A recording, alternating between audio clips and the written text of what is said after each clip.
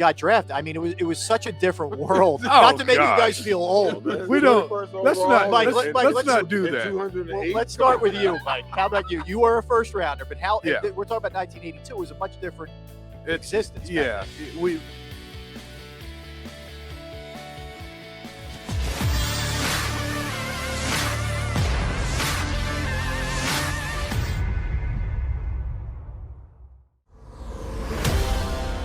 Back in, everybody. Rob Ellis along with Mike Quick, Seth Joyner, and Derek Gunn. The JAKIB Draft Special coming to you from Ocean Casino Resort, Top Golf Swing Suite. All right, guys. So we did have another pick in the during the break. Baltimore selected Tyler Linderbaum, center out of Iowa, the highest rated center. Clearly, center a lot of people around the league really like. So interesting when you look at this, guys. All told, Eagles spent 6 draft picks tonight. Yep. Between trading up for Jordan Davis and trading for A.J. Brown. For Davis, they give up 15, swapped it with 13, 124, 162, 166. Yep. For Brown, they give up 18 and 101, and then they end up giving out the contracts. And for everything it'll be in the neighborhood of about 120 total, 80 guaranteed. So they went all in tonight. The Eagles did. They were not playing. Well, and when you see the history of drafting wide receiver, the recent history of the Eagles, to me it makes sense that you have an opportunity to get a proven commodity at the position, a veteran guy that you can throw into the mix, and you make that move. Yes, it's going to cost you, but it is, as Derek Gunn said earlier, it's the going rate for that position.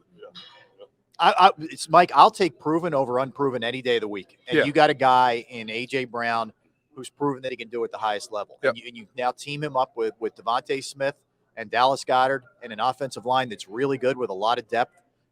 There's a lot of – I think this offense is just taking leaps and bounds compared to where it was. You already have enough unproven. Yeah. You know, you need some proven. And, believe it or not, Mike, I don't care how you look at it, the Eagles have drafted a wide receiver in the first round the last 4 years in a row. Yeah. That's by proxy. The difference is we know what we're getting with this one. That's a big difference. That's exactly right. The thing that's mind-boggling to me right now is the argument Seth and I had earlier tonight about the 2 linebackers we just knew were going to be the first 2 linebackers off this board. We are at 26. Yeah, still there.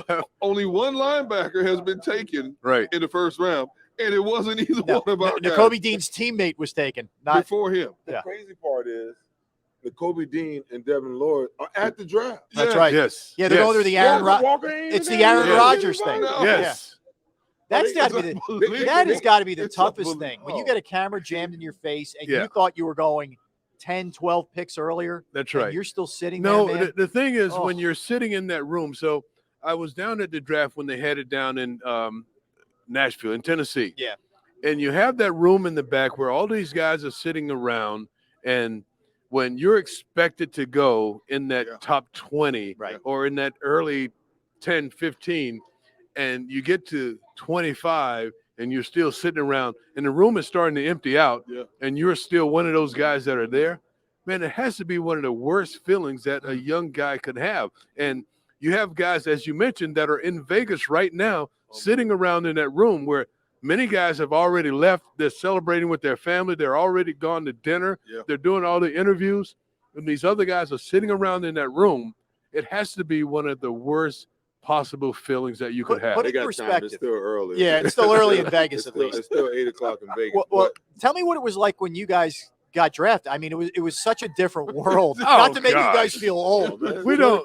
Let's not. Mike, let's not do that. Well, let's start with you, Mike. How about you? You were a first rounder, but we're talking about 1982. It was a much different existence. Yeah, you really didn't have this 3-day affair, right? Or at least a 2-day affair where they're flying everybody in and they're putting you up in the best of hotels and they roll out the red carpet. You can bring the family. Now, some guys are choosing to stay home at their own wherever and have their own little draft party for their family, giving a love to the people that they feel like helped them to get to where they are. And I get that, but we didn't have that. What did you do?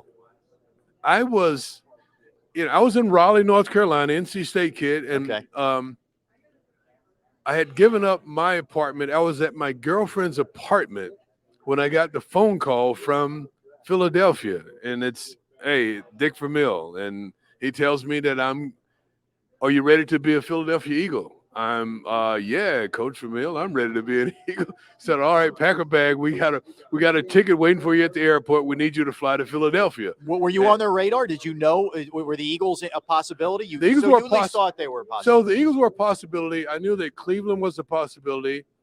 They passed on me. The New Orleans Saints, I thought were going to draft me. They passed on me. They drafted who did they draft? So there were 3 receivers that went before me: Perry Tuttle, Anthony Hancock, that's who, and Lindsey Scott, who went to New Orleans. Wow. Anthony Hancock went to Tennessee. Tuttle went to Buffalo. Okay. And they were the 3 guys that went ahead of me. Yeah. And then, Philadelphia called me, and I was so excited. I didn't care where. I just knew that I will finally get an opportunity to live my dream. And I jumped on the plane just as happy as a lark and just, got to Philadelphia. And the rest is history. Yeah. Now you're sitting here next to us. How about you, now Seth? I'm talking to you. Draft day was the day that the chip, if you will, began to grow on my shoulder. Right. Because I was ranked in the top 5 linebackers coming out that year. I didn't get along with my college coach, so he was doing everything he could to prevent me from realizing my dream. And I didn't go to the combine. There was a couple of teams that flew me in for workouts. Oh, we love you. We're going to draft you, in the 3rd round, the 4th round. So by the time I got to the 4th round, I was pretty pissed off. Right.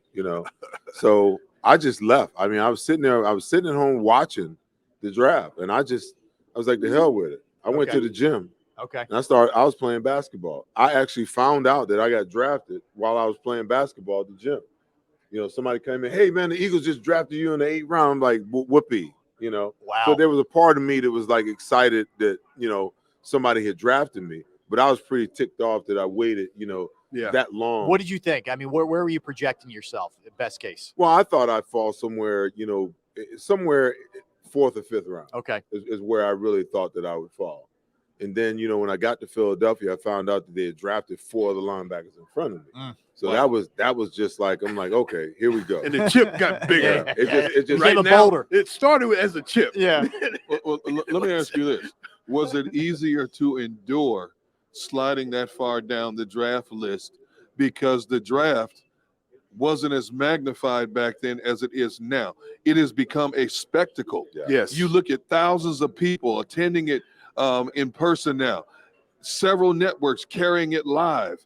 The backstories of these guys. You see them in the back room, and you look at some of these kids who slide down the board and you see the stories the next year. And the reason I bring it up is because earlier today I saw a story, I believe it was on ESPN or NFL Network. They did a story on DK Metcalf and how he was invited to the draft, didn't go in the 1st round, Right. Flew back home to Mississippi the next day.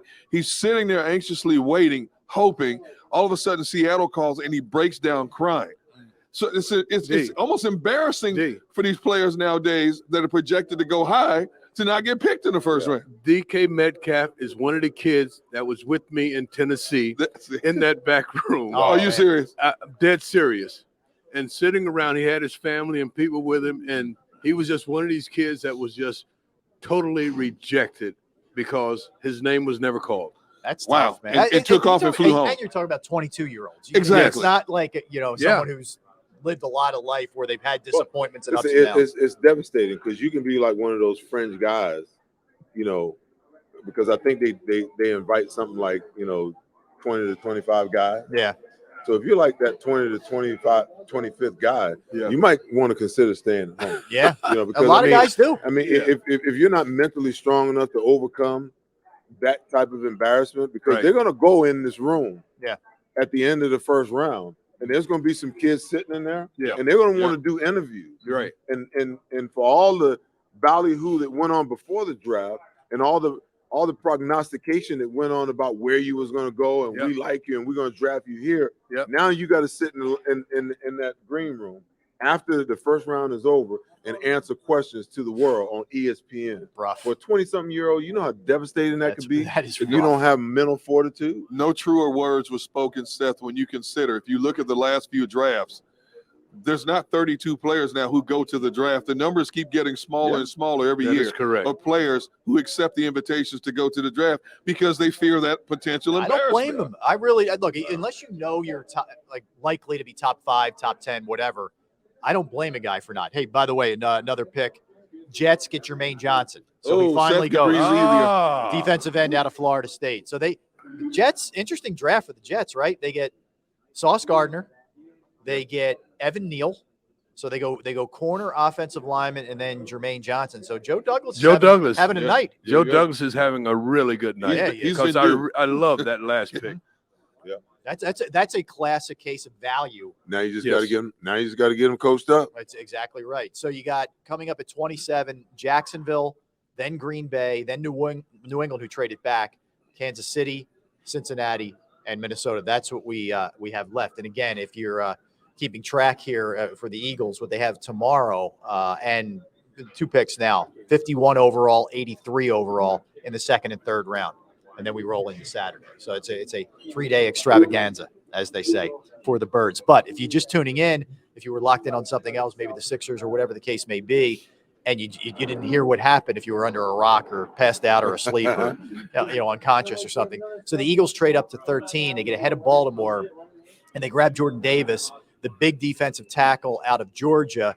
And I'm going to get what Seth laid out, which I think really kind of hit home for me with the way the defense could look right now. But they get Jordan Davis, and then they make a trade. They move their later pick in the first round, and they get A.J. Brown, the receiver from Tennessee. But Seth, just for the people who maybe didn't hear that or see it, just kind of lay out the potential when you get a guy like Jordan Davis and how he affects everything else with this defense. Well, it's the versatility that it affords you, because the Eagles were – they played a lot of 5-man line last year, where they brought in Jannard Avery. I think in essence, every team in the NFL dictated by personnel at, most of the time, you're a 4-2 front. I don't care if you talk about being a 30 front or being a 40 front or whatever it is. You've got 4 downs, whether it's an outside back or a true defensive end, and you got 2 linebackers. Okay.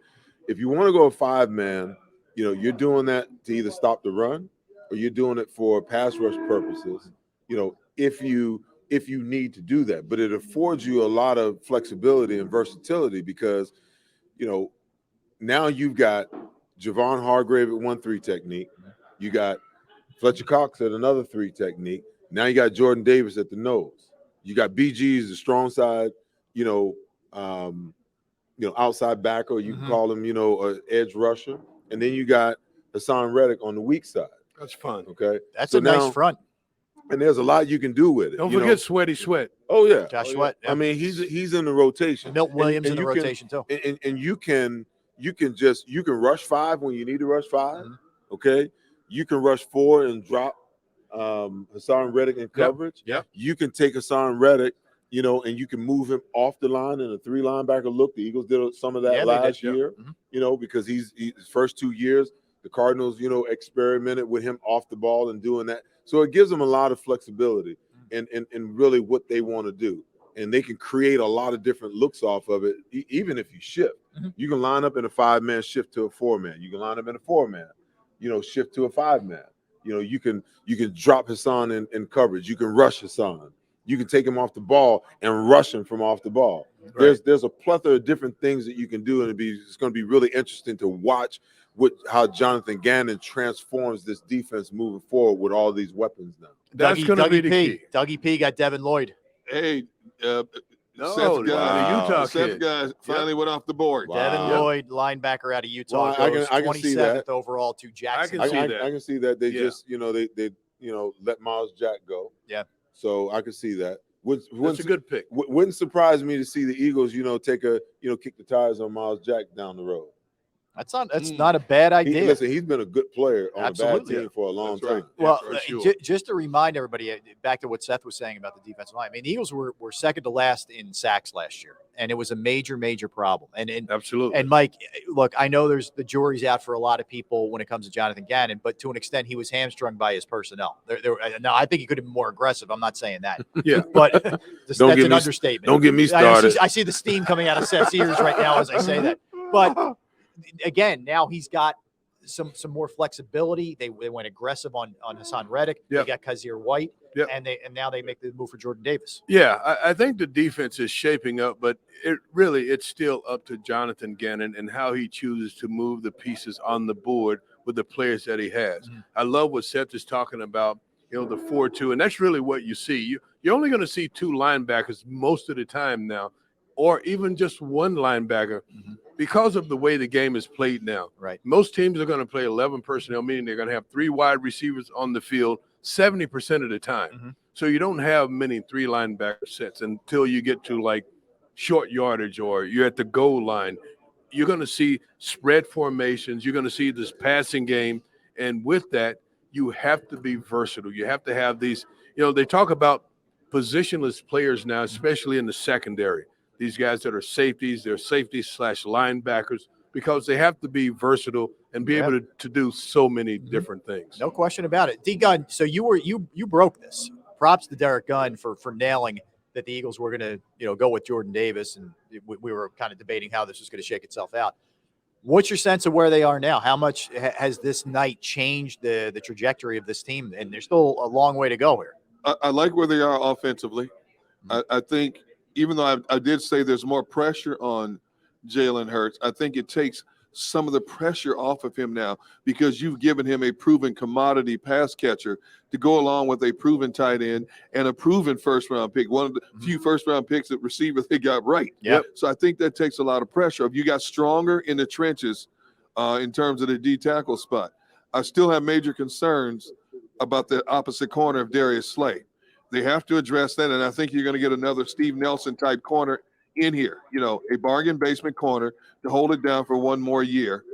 And maybe one of these young kids that they're trying to groom will elevate after 2022 with another year of seasoning.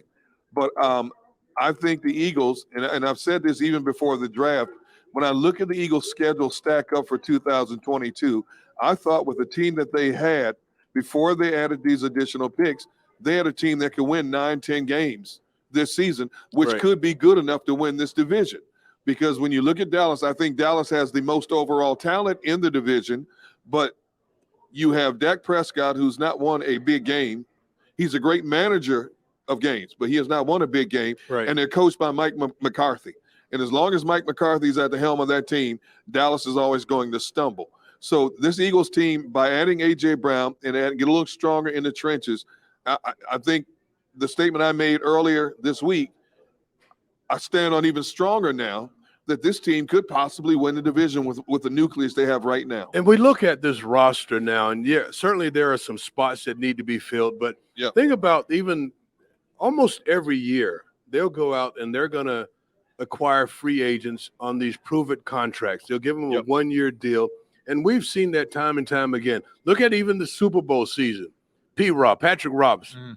You sign guys like that, and they may only last for a year or two, but they're proving themselves. And many times, if you get the right guy and the right fit, you can get a lot of good play out of guys like that. And sometimes you extend those guys and make them a part of what you are. Well, I thought Derek made a great point, earlier. When you look at, there was a rush in the free agent market, but there's a lot of good players. Yes, a lot of solid players still available. Still available. And maybe the Eagles are having those conversations. Maybe that corner is there. Maybe Tyrann Mathieu is that guy. And the conversation is, hey, here's the deal. It's on the table. Let's wait until, the draft is over to see how things shake out. But this is what we want to do. I mean, you're going to see when the draft is finally done, you're going to see a bunch of undrafted free agents that they sign. And I think you'll see some of these veterans that have yet to sign a contract start to come off the board. We'll get a quick pause here. We'll keep it rolling. You got 5 teams left. Green Bay, New England, Kansas City, Cincinnati, and Minnesota are all still on the clock in the first round. This has been a blast. We'll keep it rolling. Mike Quick, Seth Joyner, Derek Gunn. I am Rob Ellis. We are hanging out at Top Golf Swing Suite Ocean Casino Resort JAKIB Draft Special. Right back.